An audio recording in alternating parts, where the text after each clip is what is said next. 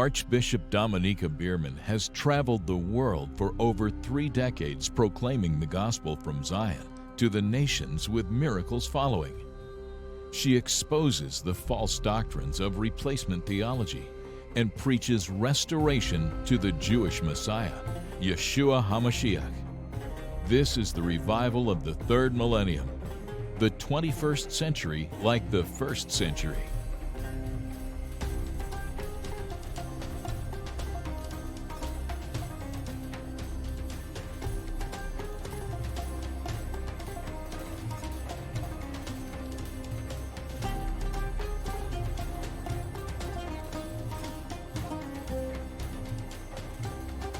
Hallelujah. Shalom, shalom, everyone. Here we are again with number 10 of our Against Anti-Semitism series, the 10th day of our prayer and fasting for 21 days against anti-Semitism. This is definitely the urgency of the times because of the quantity of anti-Semitic events that have escalated lately. And we cannot afford to stay silent. In Isaiah 62 verse 1 it says, "For Zion's sake, I will not keep silent." And then it says in 5 and verse 5 and 6 also, "On your walls, O Jerusalem, I have positioned watchmen that will give me no rest, nor day nor night, until he establishes Jerusalem and makes it a praise in the earth." We are during times that are very similar to the times before Hitler came into power, actually while he was already coming into power in the Second World War. And the truth is that there were voices at the time that were confronting the matter, were saying something's wrong, he has bad plans, the Jews are in danger, but those voices were not heeded. But the voices were not strong enough. In fact, most of the church kept silent. Not only kept silent, a lot of them also cooperated with the Nazis at the time. But this time we cannot afford for that to happen. We can see the signs already. We see that in the ADL, the Anti-Defamation League, that records and registers all of those incidents that have been reported. But I want to tell you, most of the Jewish people in the USA and probably in every other nation of the world do not complain about anti-Semitic event. How do I know? Because out of the woodworks, people begin to come out and tell me things like, "Oh, now I remember that in my childhood I was abused because I was a Jew, or I was persecuted or clubbed or mocked or humiliated." And when those things were happening, those kids, those little children, they didn't even think to protest or to even complain. They were afraid, they were ashamed, and they didn't even complain. I believe that most of the anti-Semitic events that happen to children are absolutely not reported at all. And sometimes they're not even reported to the parents. Normally children, when they are bullied, they come home and they sulk, or they become like they go into their shell and they become all self-protected. They don't want to talk to anybody. All of a sudden they stop eating and they become depressed, and the parents don't know what happened. And so often, especially when it's Jewish children, there has been some bulliness that has been happening in the school because they're Jews. And the young people, when they go to universities, and one of the biggest cesspools of anti-Semitism that's especially pro-Palestinian anti-Semitism is actually in the colleges of the United States.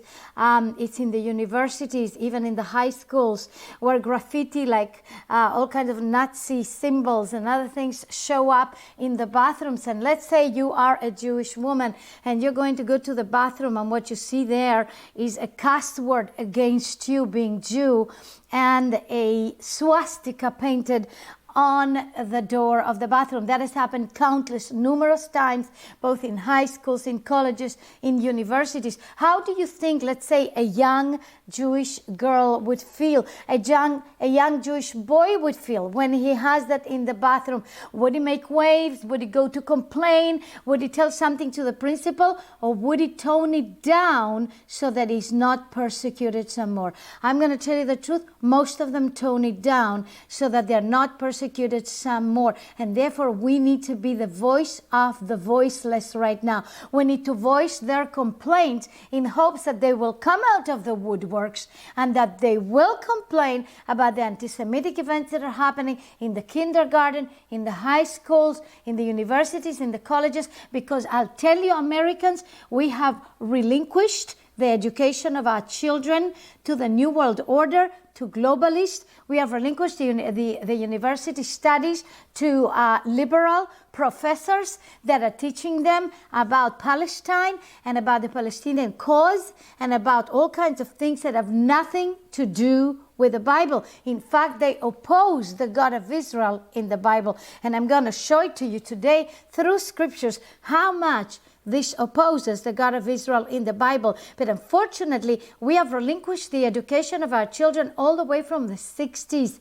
when about all kinds of agendas, pro-abortions, pro-LGBTQ, and things like that began to come up, together with the liberal agendas that also were brewing, that were pro-Palestinian, against Israel, against Zionism, and together with some ancient Christian theologies that were anti-Semitic, they began to form a cesspool of anti-Semitism in our educational establishments. And it's time that we raise up our voices and say, enough is enough. We want our kids back. We want our universities back. We want our colleges back. We want our kindergartens back, our preschoolers back.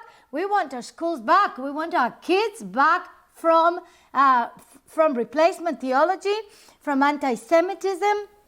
We want them back from liberal theologies, from communism. We want them back from godlessness. We want them back from all of these things that have stolen their souls. And it's time that we, parents, grandparents, great-grandparents, if you're listening to me today, rise up and claim your kids back. All of them, teenagers, young people, high schoolers, everybody, and begin to teach them, begin to train them, begin to shake them up. And I'll tell you what you can do. You can send them this book, especially if they can read already and they are of the reading age. Well, you read this book, The Identity Theft, and send them this book because it exposes to the light what anti-Semitism is, both in the theologies and also from both Christian theologies and from Muslim theologies and Palestinian side, the importance of Israel, what the Bible has to say, and how we can teach our children the true gospel that came out of Zion 2,000 years ago. So you read the book, you give it to your teenagers, give it to your school-age children, give it to your university kids, if they are your grandchildren, your great-grandchildren. Begin to equip them, put weapons of warfare, spiritual warfare, in their hands, because I'll tell you that those anti-Semites, they are violent, they are aggressive, and they are attacking them. So whether you have Jewish children or Christian children, even if you have Muslim children, get this book for them to stop it, because I'm sure that even among the Muslims, there are many that oppose this cause and they don't want this anti-Semitism. They don't want this kind of violence. So make sure you get it, The Identity Theft. It will open up a free online course with many of my videos taped in Israel. And this is a weapon in our hands, a spiritual educational weapon. That's why we call it GRI, the Global Re-Education Initiative, because we need to re-educate all of America. We need to re-educate all of the nations, and especially we need to re-educate all of our children, our grandchildren, our great-grandchildren, and we are starting late, so we need to start running. Now let me refresh ourselves as what is the definition of anti-Semitism after I give you the plumb line for what does it do in any country, nation, family, or individual. In Genesis chapter 12, verse 3, it says, Yahweh says, the God of Israel says, I will bless those who bless you, Abraham, Isaac, Jacob, and the Jewish people of today, and I will curse those who curse you, Jewish people of today, Israel. And that word means that he will utter a word of complete annihilation, destruction, for those that take Israel lightly, or the Jewish people lightly, humiliate the Jewish people in any way, disrespect them in any way. And it doesn't matter whether it is young people, whether it is old people, anyone like that. So we need to rescue this generation from the curse of Genesis 12:3, so that we can be in the blessing of Genesis 12:3. That blessing is astounding, amazing. He says, I will bow down my knee. That's what levarech means, berech. The word berech is the knee. I will, Yahweh, the Almighty speaking, I will bow down my knee to exalt, to bless, to favor those who bow down their knees, to bless, to favor, to protect, to do good to my people Israel, to my Jewish people. And so it's time that all of our children will learn. So parents, grandparents, great-grandparents, this call is for you. And if you're a young person, get that book, get it quickly, and begin to share it with all that you know. We've got to begin to oppose it, and oppose it. Remember that the only thing that godly people need to do so that evil will succeed is do nothing about it. And if you go to past broadcasts that I've had in an entire series that is called Taking Charge, that I have on Facebook, I have on YouTube, Taking Charge, or Are You Taking Charge? You're going to see that he established the fact that in Matthew 28, when Yeshua gives the Great Commission to the Jewish disciples of the first century, he says, all authority has been given unto me in heaven and on earth. Therefore you go and make disciples of all nations, teaching them to obey all that I have commanded you. And lo, and behold, I am with you always. And so he said, all authority has been given unto me in heaven and on earth. Therefore you go.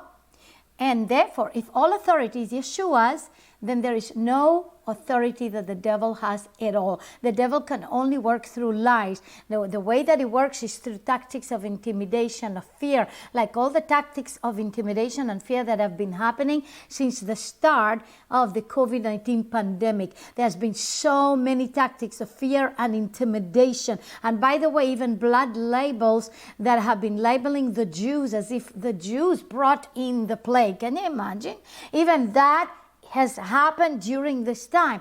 But all of this has happened through fear, intimidation, panic, and anxiety, even though doctors have been saying, no, that's not true. You do not take it that way. This is not accurate. And yet the devil always works through fear and intimidation in the same way he has been working in the society of America, in the society of the nations, so that people will not bring out in the open all of the incidents of anti-Semitism that are happening because they are afraid of retaliation. And therefore, it's always the fear and the intimidation. And right now, we bind that spirit of fear and intimidation. We break the power of fear and intimidation and all the lies of the devil that do not allow Jewish people that have been attacked, and even maybe Messianic Jews that have been attacked. Often, even sometimes, even inside of some Christian circles, there has been some attacks to Messianic Jews. For example, I was walking together with our team in Georgia, and we were, after doing the march around the capital, a repentance kind of Jericho march around the capital of Georgia. And we were praying for various things and repenting for various things concerning the USA, for God to forgive us and to bring us a righteous government and to overturn any kind of fraud in the elections and things like that. But we were really praying around the Capitol. And I'll tell you that right after we finished that march, we decided to take a stroll on downtown of Georgia, downtown Atlanta, near the CNN headquarters where our hotel was. And we began to walk around there, and before you know it, I hear these voices that felt like discrepant in my heart with very, very fierce drumming. And lo and behold, what I do see is a group of black Hebrews that they call themselves that way. They're not Hebrew, they're not Jewish in any way, shape, or form, or Israelite at all, but they call themselves that way because they are in full blown replacement theology, replacing Israel, declaring that they are the true Israel and that the Jewish people are the synagogue of Satan. How do I know it? Because I came to them when I heard what they were saying, and I said, so if you are the true Israel, who is the state of Israel of today? Who are the Jewish people of today? Are they not the chosen people? And they began to speak in a megaphone out loud with drums. No police stopped them or anything like that, with great violence in the way they were saying it. And they were saying, you are the synagogue of Satan. And they were quoting from the book of Revelation, not knowing that actually they were exuding a church of Satan, let alone a synagogue of Satan, or a synagogue of Satan right there, that hates the Jewish people with such passion that I was there. And I tell you something, my heart was horrified about the depth of hatred of these people that call themselves Christian, and they're Hebrew, they call themselves Hebrew, black Hebrews. And there's also white supremacy, like, for example, there's one group in Alaska that's a white supremacy group that's called the Hammer. And it's been going around doing all kinds of things and leaving their signature everywhere. We are everywhere, saying things like that, intimidating and making the people afraid, and with anti-Semitism slurs and with Nazi symbols and swastikas and things like that. And so, but the thing is that it's not only those very those very fringe groups that are very extreme. They're dangerous. They are very dangerous, and they need to be stopped. And when there is this hateful speech, how interesting that when they were speaking so hatefully about Israel and about the Jewish people, and I am present in this situation, my team is present in this situation, and no policeman, no one came and said, stop that hate speech. Now imagine they would have been doing that against homosexuals. Imagine they would have stand and said some evil stuff against homosexuals and lesbians. Chances are they would have been arrested, but they were not arrested because they were speaking evil about the Jews and about Israel. That's why they were not arrested, because the police has not showed up enough to stop this charade, though there has been laws that this is criminal. Praise God again for our governor, Ron DeSantis, that calls all kinds of incidents of anti-Semitism criminal, and that if there is any attack against Jews in Florida, they will be prosecuted to the full extent of the law. But I want to see that in all the 50 states of the USA. Every one of those states must do it if we want to become a sheep nation, that is, because sheep nations are those that espouse biblical politics and they protect the Jewish population and fulfill the blessing part of Genesis 12:3 and not the curse part. Now, listen well. I'm going to repeat again the definition of anti-Semitism from the 19th century. And that's from the Merriam-Webster Dictionary. I want to refresh our minds again. It is discrimination or hostility against the Jewish people as a religious group, as an ethnic group, and as a racial group. Until the 19th century, there was no definition of anti-Semitism because it was accepted in all of the churches, and the Christian churches absolutely accepted to speak evil about the Jews, to say they killed Christ, and to espouse all kinds of anti-Semitic theologies. But from the 19th century, they began to wake up and began to then establish and coin a term that defined anti-Semitism as a social ill. But imagine that until then, it was not only acceptable but encouraged by the clergy. This is pure history, and therefore I ask you to read my book, The Identity Theft, because it has quotes from the church fathers that not only are anti-Semitic quotes, horrendous quotes, but on top of it, they encourage the people in them. So read the quotes, read my book, you're going to have your eyes opened up.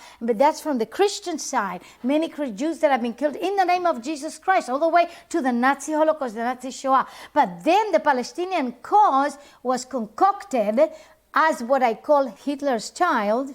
And I want you to please go and watch that video that I have in Facebook and YouTube about this. And that is actually number 9 in the series against anti-Semitism. So you can watch it right there on number 9. and I call it Hitler's child because the Grand Mufti of Jerusalem met with Hitler in 1941, and they got into covenant agreement to annihilate the Jewish people from within the land of Israel, to finish the final solution within the land of Israel, and to concoct it through a cause that would be called the Palestinian cause. Out of it came the Palestinian Liberation Organization, the Hamas, the Fatah, the Hezbollah, the Al-Qaeda, the Muslim Brotherhood, all of them that they don't agree almost on anything, but they do agree on one thing: let's kill all the Jews and let's throw them to the sea and take all the land of Israel to be called Palestine. And that is not the covenant name of the land. You've got to go back to my number 5, my number 6, of Against Anti-Semitism series. You can have them on demand on Roku, you can have them on YouTube, you can have them on Facebook, but go watch them because you will have the full picture in a much more clear way. So go watch 5, 6, and 9, all about Hitler's child, the Palestinian cause. And so that's so absolutely important that we understand that most of the anti-Semitic attacks right now are in the name of the Palestinian cause, and they are in pro-Palestinian or against Israel rallies all over the USA that have been espoused so much by the left, especially by the ruling party in the United States right now, has been so silent when anti-Semitic remarks have come from their own party by the famous or infamous quartet, or whatever they are called, all these women that are talking against the Jewish people, against Israel, against Zionism, and nobody stopped them from their own party. So let me show you what is happening now. I mentioned a lot in the USA. I've mentioned many incidents. You need to go back and see all my videos, as I said, in Roku, Facebook, or YouTube. You're going to see all the different parts of this series against anti-Semitism. And I'm going to just now mention an event that happened in the UK, because you're going to see that this is not only in the United States, but it's in many countries around the world, if not most of them. And in the UK, this came to me on July 4th of all days. It came from David Rosenberg here, from the London archive of Nati Shohat from Flash 90. A British Jewish man was threatened with violence twice in less than an hour while traveling on public transportation in London Saturday night. In 2 separate incidents, the man, who is visibly Jewish, according to his brother, Shlomi Liberov, was singled out for anti-Semitic harassment and violent threats around midnight on Saturday Shabbat.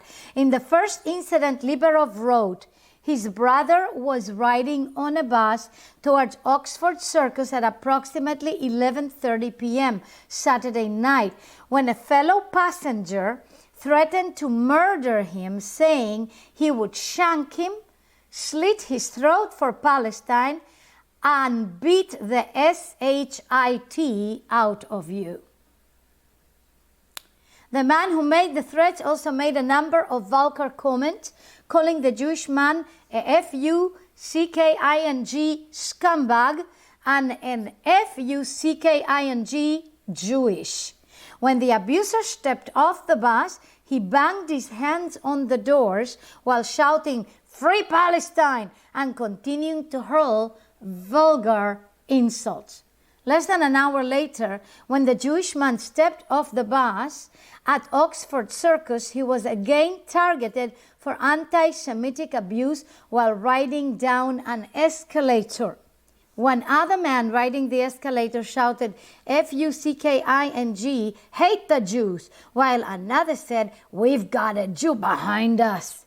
Portions of both incidents were filmed and uploaded to social media.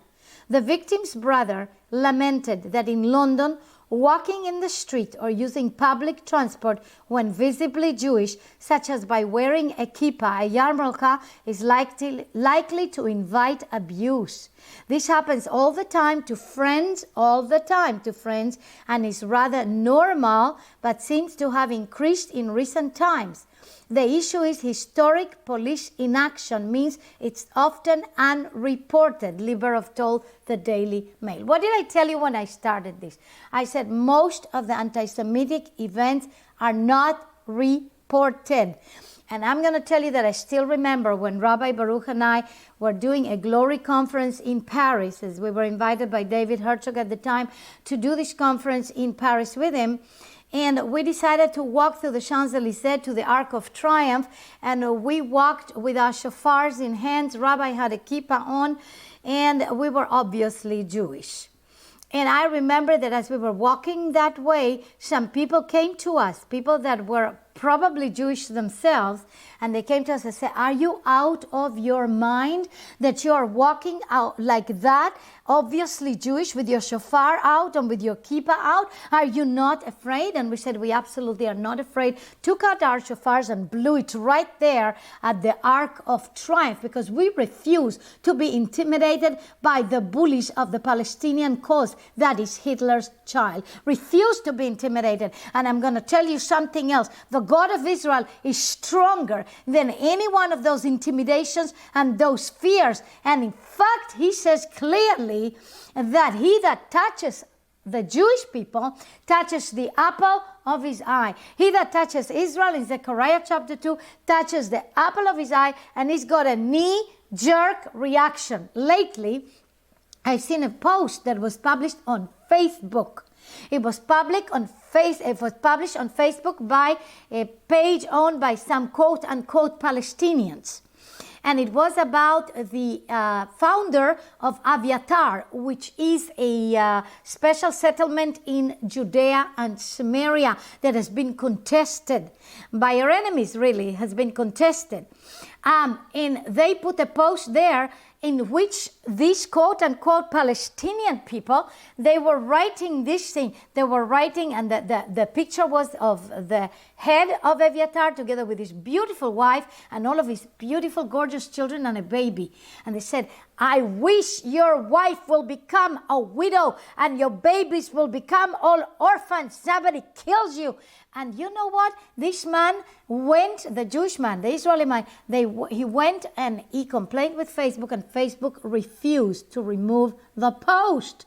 But afterwards, when Arutz Sheva, that's Israeli news, published this incident, then all of a sudden Facebook was willing to remove the post, but he wasn't willing when this man complained. That's a type of anti-Semitism that's going in the media, social media, in the schools in America, in the UK, and in many countries of the world. Now go ahead and share this video with everyone to bring awareness and to bring opposition to this in Yeshua's mighty name. Amen. If you enjoyed today's program, support this broadcast by donating to kad-esh.org. To connect with us, write to info@kad-esh.org or mail to 52 Tuscan Way, Suite 202-412, St. Augustine, Florida, 32092, USA. Or call us at 1-972-301-7087. We'd love to hear from you. And join us again next week. Shalom.